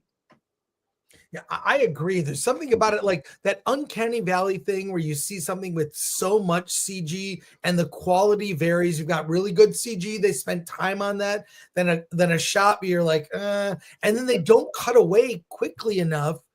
And it's like, it looks fake. So it's distancing. It doesn't feel real. Practical is real. And that kit bashing, man, you could, I mean, look, I recognize kit bashing. I'll tell you, there's a really weird shot, real quick aside, in the movie Star Trek, the motion picture. Okay. In the background, there's a crewman of the Starship Enterprise in the background that has the Cylon Viper from the kit. They literally cut it and pasted it on his chest. And I'm like, that's the Viper. I have that model kit. Like when you, because I used to build models as a kid. I have like books of the Aurora model kit instructions. I'm a big nerd, but like I recognize those parts. Yeah. So, but I love that feel. That was the 70s and 80s. You kit bash stuff. It's real. Yeah. Yeah. Just had a blast doing that. And, so there's 3 films. We filmed all 3 back to back and rented a local here in Michigan, where I know you're from, in Clinton Township, rented an industrial facility that we kind of turned into a makeshift soundstage. That was probably the bulk of where our money went, was just renting that place for 6 years.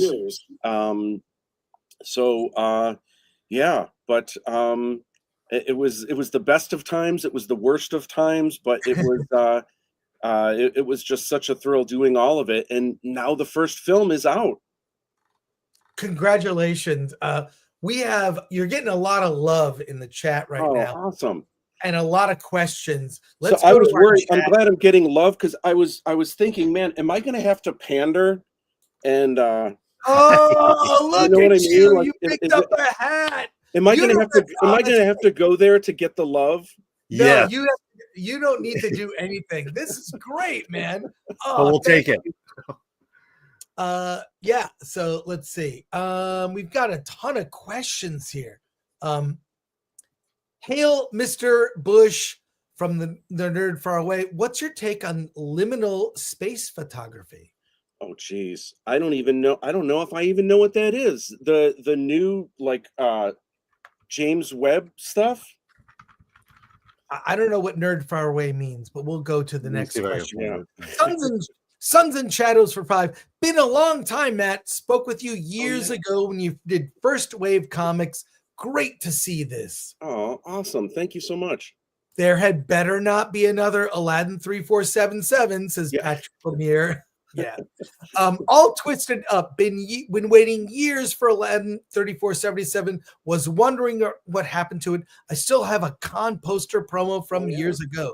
That's great. Getting Fifth Element vibes. That's awesome. AWS24. It is pretty wild what a competent visual director can do nowadays on a limited budget. The obvious question, a lot of people asking, Darth Yeager, where can I watch this? My eyeballs need it. Awesome. Well, it's on Apple TV Plus. It's on Fandango at home. It's on YouTube, actually. It is on Amazon Prime, but the subtitles don't work. And the whole film isn't subtitles, but there's a fair amount. You can kind of figure things out. Some of the robots have subtitles, but Amazon is working on it. Apparently, you can't just flick a switch to get the subtitles cooking. But so I'm not advising Amazon Prime at the moment until they get that fixed. But it's almost everywhere that you can get VOD. I'm a Fandango guy, or Voodoo, so that's where I'll be buying it here. VJ, the Vigilant guitarist for Five. Hail, I was a student of Matt Busch's when I was in college. I had a fantastic time in his class. Oh, VJ, what's up, man? How are you? Awesome. Wow. That's great. I didn't know you also taught. I do. I teach at Macomb College. I teach like storyboarding, previs for film and animation, like painted illustration.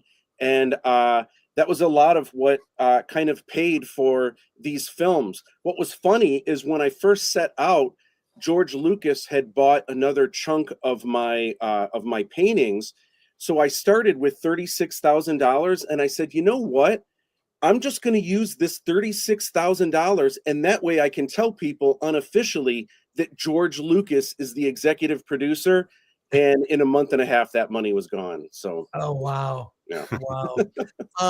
Will Yum for 2. I know what I'm watching this weekend. Great job, and very excited to see this. Says Andrew Cram, and he says, I definitely felt like a Fifth Element vibes. Does this film follow the original story? It does. It's so it's very different than the Aladdin that most people know. One of the biggest differences is even though Aladdin comes from Arabian Nights, a lot of people assume that Aladdin is Arabian when in fact Aladdin is Chinese, and it takes place in China. So I thought it would be cool to split the difference, and this is kind of a global adventure that takes place from one side of Asia all the way to the other in India. And I just, man, I had so much fun with it. It kind of looks like Star Wars, but set in Asia. It feels like Indiana Jones, a classic adventure, but there's also martial arts fighting. And then again, it's a trilogy in Act 1 and Act 2 and in Act 3. So it's kind of like Lord of the Rings almost in scope. Holy cow. Portland 182. Hey, Matt, can you talk a little about The Matrix? Was there anything that didn't make the cut? When I worked on The Matrix, it was actually Tom Cruise who was going to be in The Matrix. And that's the reason I was interested in it, because my agent at the time said that it was going to be the next Star Wars. So the biggest thing that I remember, this is so funny, I read the script before I started working on it. And to be honest, I only worked on it for a week. But when I read the script, honestly, I thought it was the dumbest thing I ever read. And part of it was the setup was it was going to be the next Star Wars. So I was waiting for the robots and, a villain that has some breathing apparatus, and it was nothing like that. It was like Neo jumps off a building, lands on the sidewalk and stretches back up. Like, it just didn't make sense. Until I actually saw the film, and I was just like, oh my gosh, like, and it was a great lesson early in my career to have your eyes open, and anything that you're working on, try to see the beauty in it, because clearly I had blinders. It wasn't what I wanted it to be. And but it was only a week because the film actually got canned momentarily because Tom Cruise left to go work on Eyes Wide Shut. Wow. And then I never heard that about Tom Cruise. I heard Will Smith was going to do it. Yeah. He turned it down, apparently. Yeah. Well, and the other funny story is probably 6 months later, my agent called me again and said, hey, do you want to work on The Matrix? It's back on, but now it's Keanu Reeves. And at the time, Keanu Reeves was still the woe guy, but also there was a movie called Johnny Mnemonic that came out that I just wasn't a fan of. So I said, give me a day to think about it. And I had another agent that called me and said, hey, do you want to work on a film called The Devil's Own? And I was like, ooh, sounds intriguing. Tell me more. And they said it stars Harrison Ford and Brad Pitt. I was like, tell me no more. I am in. That sounds amazing. So I didn't work on the Matrix after that. And I'm sure you guys have seen or at least know what the Devil's Own is. Horrible movie. Very forgettable movie. Yeah. More questions here. Aid Ellis, you seem to understand. Aid Ellis 24. You seem to understand the limitation we had working within your budget. What was the toughest aspect to nail visually? The environment, the characters, the vehicles, the scale. The toughest thing was having an indie movie of this size. Everyone has day jobs. And so scheduling everyone on weekends was so tough because sometimes it would take months for us to build a set. And then we would contact everyone. And when you have 18 people that absolutely have to be there that day, you start contacting, hey, are you available that weekend? Good. Are you available that weekend? You get 7 people in and someone says, oh, I can't. I'm in Chicago that weekend. So it's like, oh my gosh. Then you ask, how about the weekend after that? Good. Then you go back to the first person. Hey, sorry, not that weekend. How about the weekend after that? You just keep going until you magically find when all 17 people can make it. The good thing, though, is that anytime I had extra time, that gave me more time to put into set decorating or building another couple robots that you see in the background or detailing something from a set. So I tried to use the time wisely, but that was the biggest hurdle for sure, is just getting everyone in the same place at the same time. And BMO Better says, Film Threat will be working on the sequel to the Acolyte series, Disney Plus series. Would you be willing to offer your services to help them out? I don't want to waste Matt's time, honestly. I was going to say, if you want to make it on part, no, I don't know. Yeah, Acolyte. You've got better things to do. You've got 2 more films to deliver. So, so Aladdin 3477, The Jinn of Wisdom. This is the first film in your trilogy of a futuristic Aladdin films. It's out now. It's an independent production. Find it on VOD. I recommend Voodoo Fandango is my preference, but you pick your VOD platform that you like. Matt, congratulations. And for all things Matt Busch, go to mattbusch.com. That's BUSCH.com. Matt, thank you. And thank you for picking up a hat. I mean, are you going to be going to any cons soon? Will I see you at WonderCon or San Diego? What? Since I embarked on these movies 15 years ago, I've only been going to the Star Wars celebrations, but I definitely want to get back to it. I miss seeing you around. So, yeah, hopefully soon. Well, look, if you come to WonderCon or San Diego or LA Comic-Con, let me know. We do an indie film panel. I'd love to have you on our panel. I would love that. Awesome. Okay. If you're going to be around, let me know. We'll do it because we do panels with indie filmmakers telling people how they did what they did.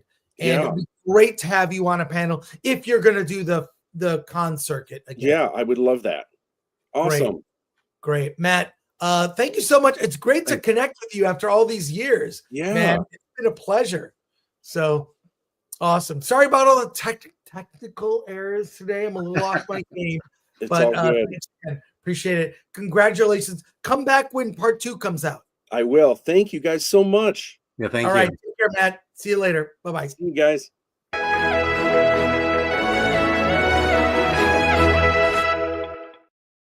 What a great guy. Love Matt. What a great guy. Just saying, we could spend more time if you weren't fretting about a poster. Hey, we have some comments on that, by the way. We're going to your comments. I did not forget you. Here we go. Yeah, the Brujo for 5 Australian, taking bets on Chris having a famed warp core breach and a laptop dying mid-rant. My power is back, so here we go. Yeah. Thomas Pickett for 2. Everyone is damned. All right, and Andrew Green for 50. Always 50. Professional with Chris. Well, hey, here's what I'll say. Let me just say this, because mistakes have been made doing this show. I say it doesn't. Here's what I tell Alan and Atomic Lori. It doesn't matter if we're perfect. It doesn't matter if we make mistakes. It only matters if it's entertaining.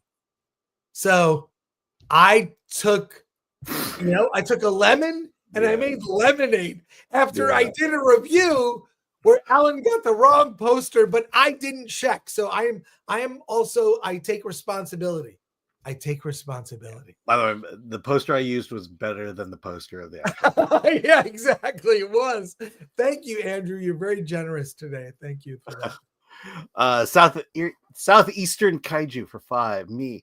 Sci-fi movie named Serenity. Alan with Matthew McConaughey and Anne Hathaway. Yeah, exactly. Exactly. There are a lot of movies with similar titles. With one-word titles. Like there's only so many one-word titles you can nail. Thomas Pickett for 5. Is that why the band NSP named themselves Ninja Sex Party?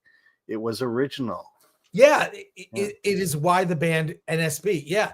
Like you need an original name so when people Google the project or search for it, they'll only find your project. So two movies, The Damned, in 1 year is weird. And by the way, I have a Killer Bee movie I'm making. I'm going to call it The Sting. Yeah, that's great. Oh man, we had a comment here from Geek Truth 64. All right, hope you both make it to MegaCon. I'll rep Film Threat gear. I am undecided. Alan is going 100%. I'm 100% going. In fact, he will be at the meetup. We'll have a Film Threat area. I'm about to drop $3,700 to Disney today, and I won't be doing that. Yeah. But I'm just saying that a trip to Orlando is pretty economical compared to anywhere else. Yeah, well, get out of. I'm going to watch Escape from LA this weekend because that's what I did. One last movie to talk about today, if we can get the correct poster up. This is weird. Okay, AXCN. Paprika. This is the 4K release, the 15th anniversary edition of this film in theaters, a limited release. I went and saw this movie not knowing anything about it. It's an anime film that the story is quite strange. It's about a woman named Paprika and a device that allows you to share dreams. So you put this device on your head and you are, in a way, almost like a video game. You are in the same dream world. And the dream world is revealed in a way that is very surprising. And things can be revealed. And this company that is making this device, they're using it as a form of therapy, right? It's a form of therapy. And AXCN, by the way, stands for Anime Expo Cinema Nights. And the film is Paprika. There's a character in the dream world that is Paprika invading the dreams of these scientists that are working on this device, mainly as a way to help heal people's trauma. It is directed by Satoshi Kon. And this is one of the weirdest, and I say this having seen, Attack on Titan, Spirited Away, like a lot of very strange anime. This is the weirdest anime I have ever seen. And if it weren't like animated, it would be horror.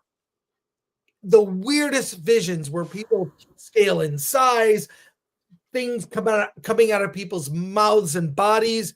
There is some light nudity. I'll just warn you. And this female therapist, Paprika, there's a reveal about what is her identity, and you find out who she really is. I was mesmerized. And while like half the movie also, because it's beyond, dreams within dreams. You think you're in reality. She's with the research scientists. They're having a conversation about how to fix this problem. And then you realize that's a dream.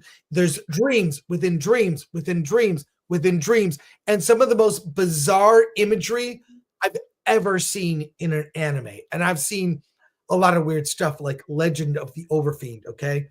There's elements of that. There's a little bit of hentai vibe to this. I would definitely put this as PG-13, if not R-rated. if you get a chance to see this, see it. It's 91 minutes. It's a quick watch, and wow, I was blown away by the visuals. I mean, I love the Spirited Away kind of vibe of this is beyond that. So I really enjoyed it, even though like through half the movie I'm confused as to what's going on. All is revealed in the third act. It pays off. Everything does pay off, and I was pleasantly surprised, shocked, and amazed at Paprika. And I will definitely look up Satoshi Kon's work in the future. I thought it was amazing. So I hope it's out on VOD. I mean, it was a limited release, but usually that is to promote like a video on demand release. Yeah, amazed.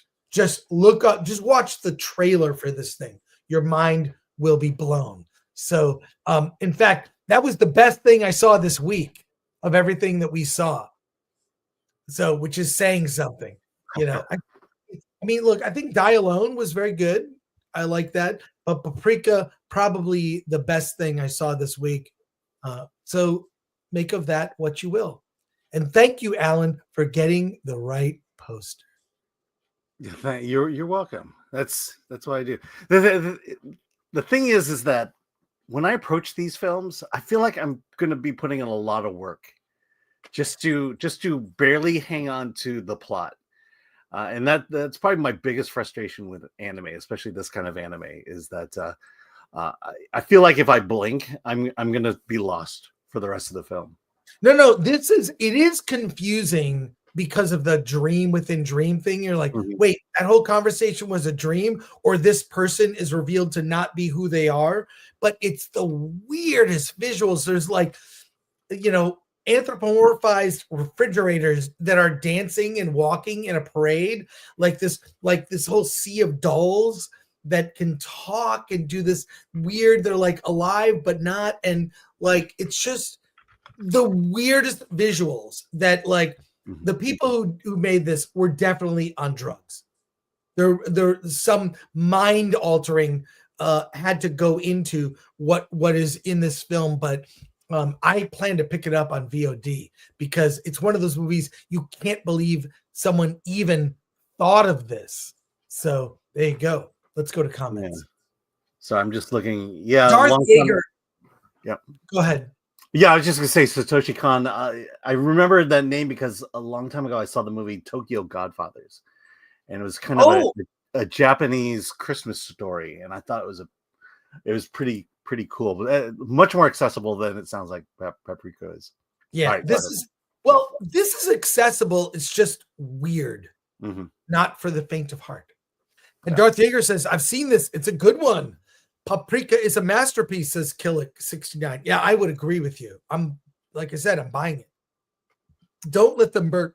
This type of tech is actually on the horizon. Freaky stuff. Yeah, like shared dreams. Rudy for two. Paprika was Inception before Inception. Yeah.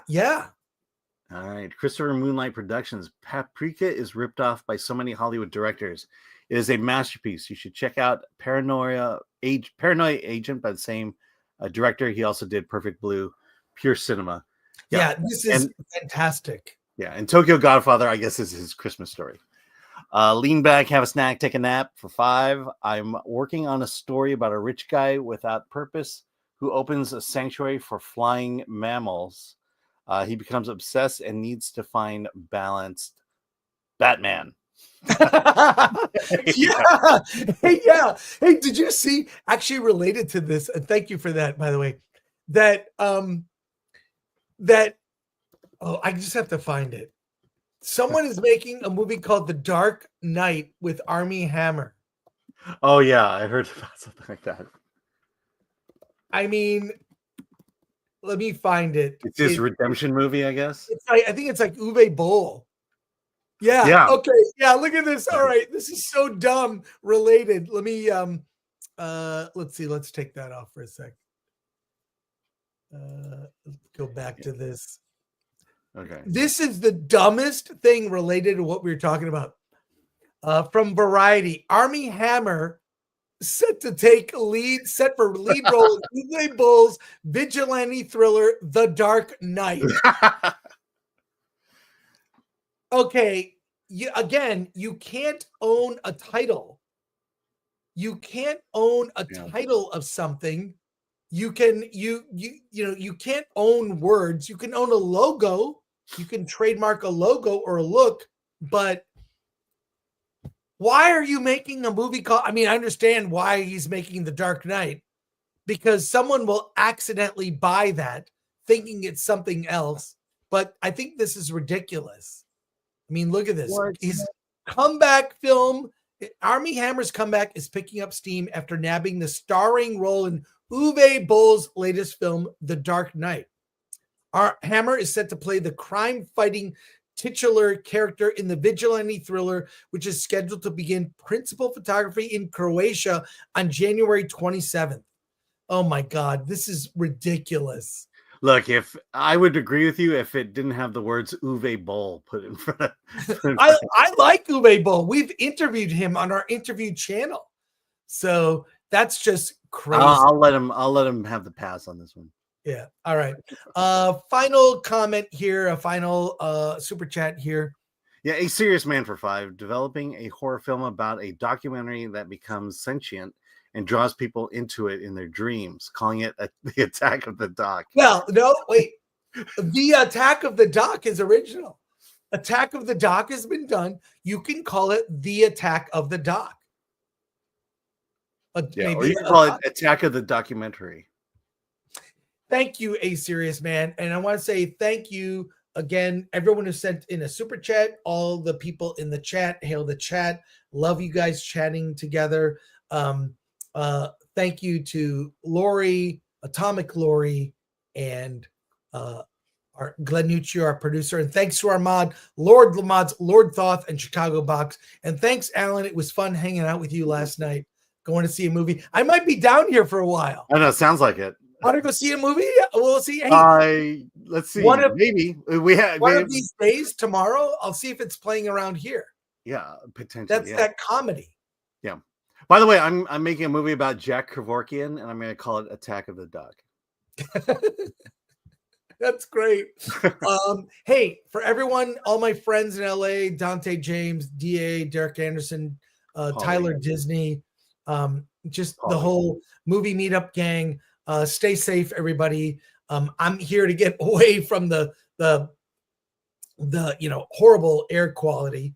And I've got clean water here. And thank you to my aunt and cousin for allowing me to stay here. I'm accepting an award. I'm accepting an award at this point. That's what it feels like. So there you go. But thank you again. Stay safe to all my friends in LA and the surrounding areas. Be safe and have a great weekend, everyone. I might pop on FNT. Not sure. We'll see. Check. I'm going to look. If I'm not on FNT, I'm watching FNT. It's my Friday ritual. What are you doing this weekend, Alan? We might meet up for a movie. Might, yeah. We might meet up. We might meet up for a movie date. To be clear, I am a straight man. And I am too. And I'm super straight. But I am also engaged in a heterosexual relationship. Yeah, and we're both straight. We want to get that. Yes, I'm in a heterosexual relationship. I'm putting it out there. I'm all on board with Bress. That Alan and I are straight. I stand with them and in between them. Have a great weekend, everybody. Alan. Let's get out of here.